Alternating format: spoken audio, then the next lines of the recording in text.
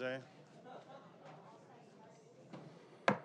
regular meeting of the Governing Board of Education is called to order by Dr. Joseph Komorowski at 4 p.m. on Tuesday, August 22nd, 2023 at the District Office Conference Center.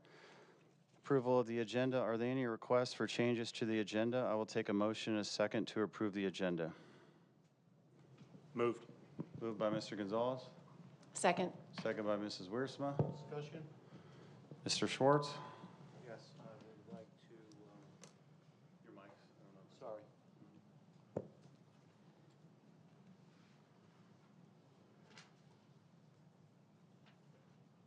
Would like to remove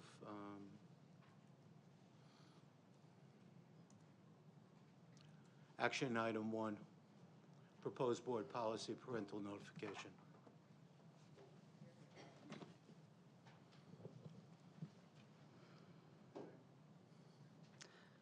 I have a couple on the consent. Do you want me to wait and do that as a separate motion? Yeah, me too. Yeah, I think so. Okay.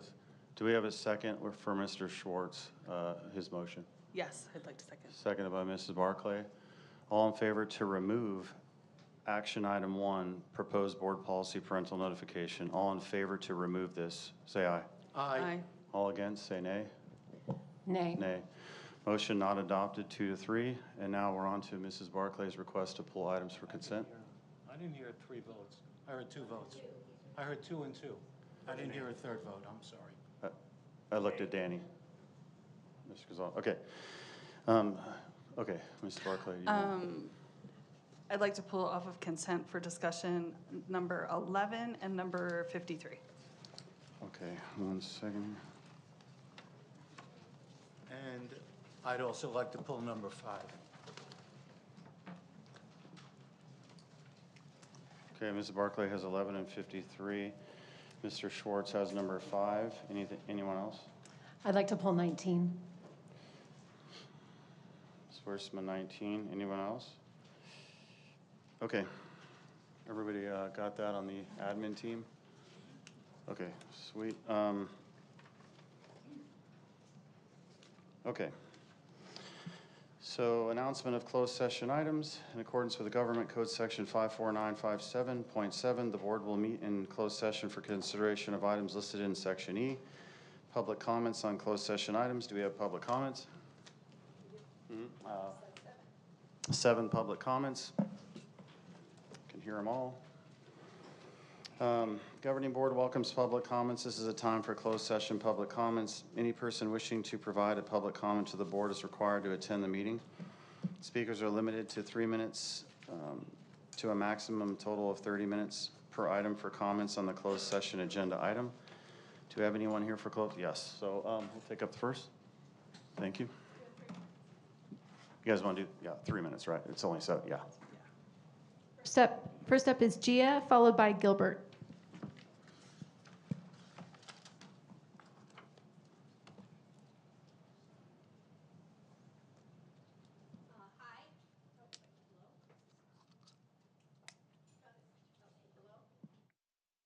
Don't worry, we won't start your time. Oh, till- got it. Okay, got That's it. better. Okay. I just wanted to say that, well, I've been told that we're not allowed to mention specific employees because it's a closed session item and he's not actually listed. But I think a lot of people here are here because we believe that what's happening to a particular drama teacher from across the street is absolutely disgusting and unjust and unfair. It's not right that you try to change the rules midstream and then apply those rules to someone who's just doing their job and working in accordance with an approved lesson plan. So I am just asking the board to be reasonable. I believe that the district has done their investigation. I believe the police have done their investigation. I believe there is nothing actionable. I believe that this particular drama teacher did nothing wrong, and he needs to be returned to the classroom. There are students that need him. This community needs him. He's a very decent man. He's a good man. I know, I've worked with him. And I think what you're doing to him, besmirching his name calling him calling him a groomer, calling him a pedophile, calling him an indoctrinator. It's vicious, it's vile, and it was all orchestrated by your precious pastor, complete with a camera crew and a sound guy. That was atrocious. What you did was absolutely atrocious, and you need to put the drama teacher back in his classroom. Thank you.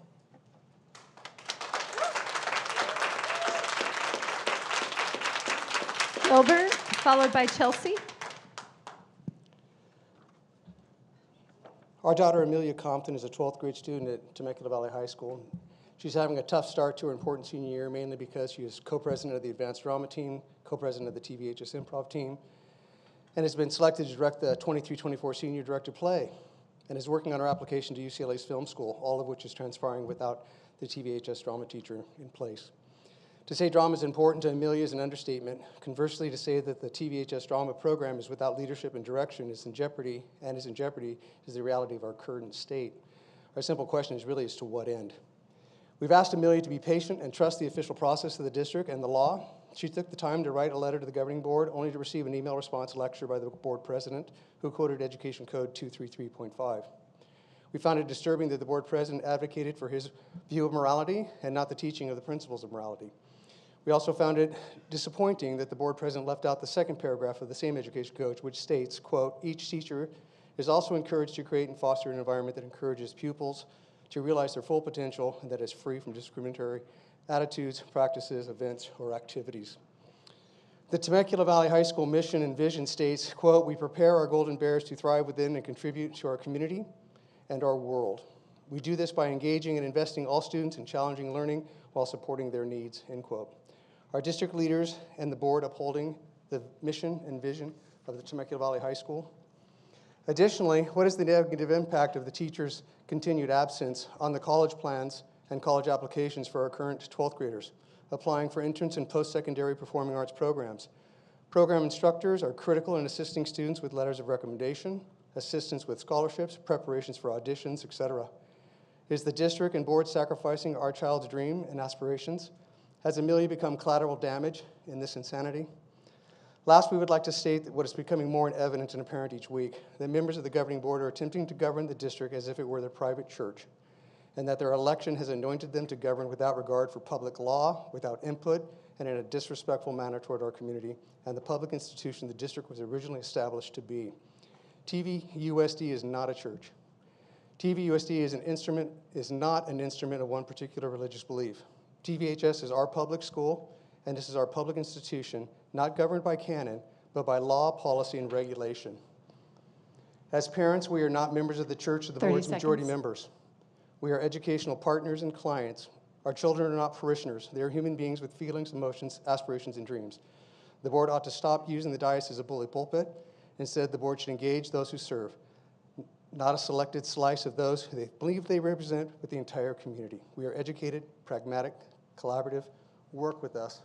Talk to us.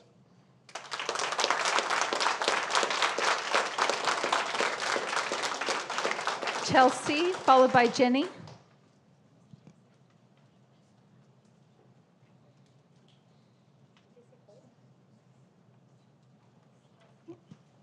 Chelsea, followed by Jenny. Hi, my name is Chelsea, and first off, I have to apologize, mostly to every parent in this room. This is my first board meeting, which is deplorable. I think a lot of what's going on for getting my butt up here, because I normally stay out of the fray. I work hard. I own my own business here in Temecula. My husband and I both work. We have 2 girls that we are enormously proud of. I'm a theater major, so if I get loud, it's the way I was born. But I was a theater major at UCLA, and my 11th grader at TVHS hopes to be the same. She is maintaining 4 AP courses in addition to her extracurricular activities. And I, like our previous speaker, constantly tell her, be good, do good, and be fair, and it will all end up the right way. I'm here because I think that is the opposite of what is happening to the TVHS drama teacher, Greg Bailey. I'm fearful that the notoriety that this board has stirred up amongst nationwide at this point, so it's impressive to say the least, is catching us off guard and making this a worse situation for a man that truly was just doing his job. I come from a theater background where you don't see caliber like Greg Bailey very often, I promise. He teaches more than just theater and drama. He teaches to be a good human. He teaches to be fair. This is a man that announces before each monologue or song or what might be, he prefaces it with, "This might have a couple bad words." He is what I would consider a shrewd in terms of drama. I'm here because I hope you guys know the effect you're having on our families on a daily basis. I'm here because, Jen, you stood at my front door. My husband appointed you, and so did I, because we thought you guys would be fair and right, and this man has been through the inspections. You flipped him inside out. His name will never be the same, ever.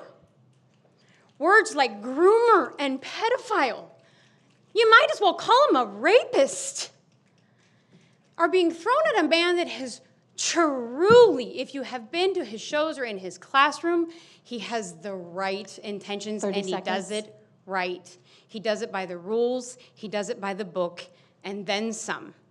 I think the agenda is much bigger than Greg Bailey. And I think he got caught up, and he is collateral damage, and he matters to us, and he matters to our kids, and he matters to this community. And I implore you guys to do what is right and don't get caught up in the smoke.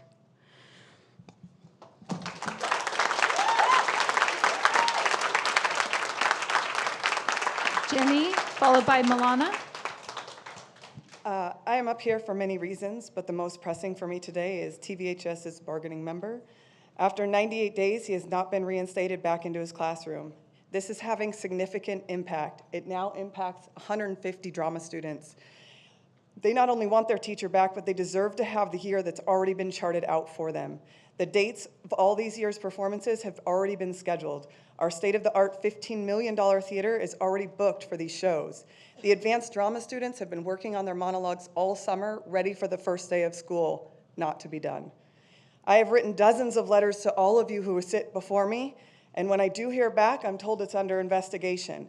Yet here I am, a parent volunteer with a student in his class given the same options, and I haven't been asked a single question, despite me asking repeatedly to be a part of this investigation. My daughter hasn't been asked a question. None of these kids have, none of these parents have. So please tell me exactly how are you investigating this matter? I took the initiative and called the Riverside Sheriff, who was the investigator of this bargaining member, and gave my statement. When I was finished, I was told the investigation was closed, and that was in July. So what are we waiting for? These investigations came about because a teacher gave an option of a play that's been readily available at the TVHS library for years, a play that's widely available in high schools all over the country. But I'm not here to stand as a parent and tell another parent what they should feel comfortable with having their child read. I'm not comfortable with the religious undertones of The Lion, the Witch, and the Wardrobe, but I don't judge parents to allow their children to read it, and I won't stop my own if they had interest. What I do have a problem with is when a parent comes up and makes a judgment based on their family opinions and places them on mine. And I certainly have a problem with words being attached to a teacher as well, as it is ridiculous to use the words that the play was distributed to students. Of course, teachers distribute curriculum to the Chromebooks. There are not enough copies in one library book to go around to all the students in a class. Words like this are dangerous and only serve a political agenda and do nothing but undermine teachers and make them feel like they can't even do their job.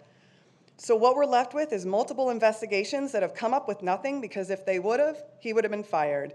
And instead of allowing him back into the classroom so the drama year can go as planned, he's being used as a political pawn, his talents wasted sitting in some room at this district office, while we, the taxpayers, pay double to have a sub that could be used for actual teachers that need it. Just another example of many 30 of the seconds. carelessness of this district's budget based on the board. The wasted dollars keep adding up. A sub is not a qualified teacher. They are not a replacement for a teacher. If that was the case, we wouldn't even need teachers. No sub can run the drama program. Enough is enough. If you keep treating these hard-working, dedicated teachers like this, we will lose them in droves. Listen to the majority of the students, the majority of the parents, and uphold the recommendations of the district. That is what you are here to do as the board. Bring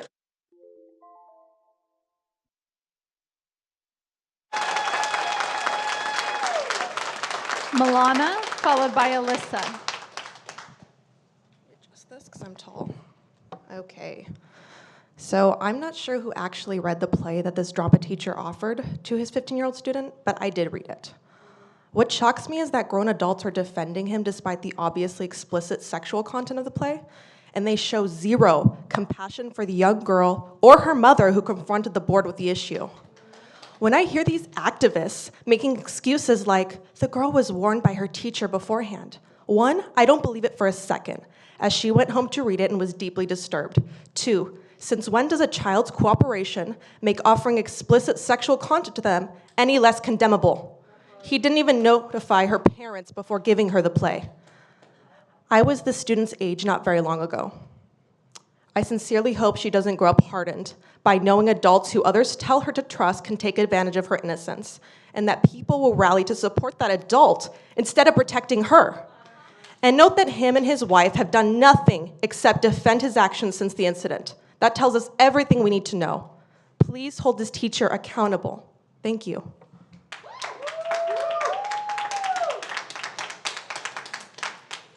Alyssa, followed by Megan. Hi, my name is Alyssa Juliet, and I have 2 students at TVHS. I'm here to talk about a bargaining unit member, a teacher I will always be grateful for, someone who has had a most positive impact on my son's life, and someone that my husband and I will always be eternally grateful to. My oldest son, who has just started his senior year as a freshman during COVID, has struggled, as many kids did, but his return to in-person class for sophomore year was extremely difficult. He was lost. He had no friends. He felt like he was not fitting in. He was sad, frustrated, angry, and hurting. His mental health was greatly worrying us. As parents, we tried to talk to him. We'd offered him counseling or someone else to talk to. After coming home from a football game one night, he hit his lowest point and broke down into very serious tears, and there was no comforting him. Sorry, I'm shaking a little. No one in this room that knows this about us.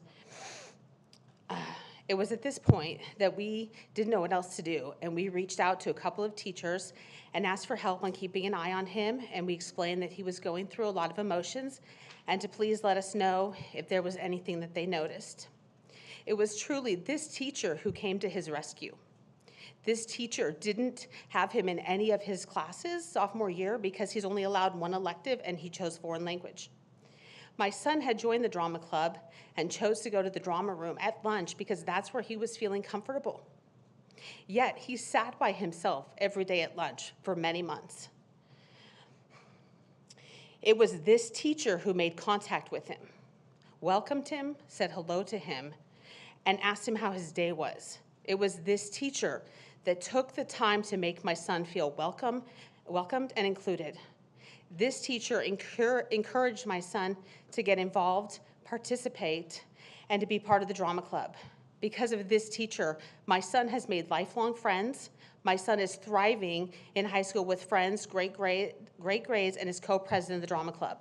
We appreciate and thank this teacher not for just teaching our kids, but for taking the time to be involved and making a difference in their lives. This is an amazing teacher who truly cares for all his students and wants them to be safe while getting their education and gaining an appreciation for drama. 30 This seconds. is the type of teacher we want in this district. This is the type of teacher that we need in our schools, and this teacher needs to be back in his classroom. Thank you.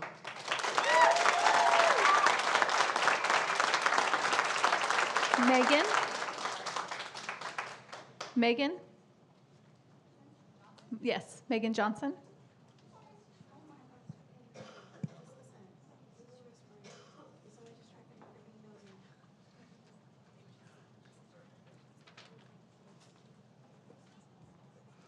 Hello, I am the parent of a TVHS advanced drama student. My son has been a drama student for the past 2 years. I know the term parental rights and parent choice have been thrown around quite a bit during these meetings. As a parent, I understand these terms very well, and my son has benefited from parent choice over the last 12 years. He attended K through first in Menifee, where we quickly learned he required more resources as a student, so we chose to move to French Valley, specifically so he could attend school within TVUSD. He then attended 2nd through 5th at Livornia, and we made the choice for him to attend a charter school for middle school because it was a better fit for his needs. When it came time for us to register for him for high school, we chose to jump through all of the hoops that are an inter-district transfer to have our son attend TVHS. We had exactly one reason for that transfer, and it was the drama teacher. You see, my son has special needs that make social situations a little more difficult to navigate, and we chose to enroll him in theater classes at the age of 8 in hopes that it would help him grow to be more comfortable in such situations. Not only did that happen for him, but my son found a love for theater so great he plans to perform on stage for the rest of his life.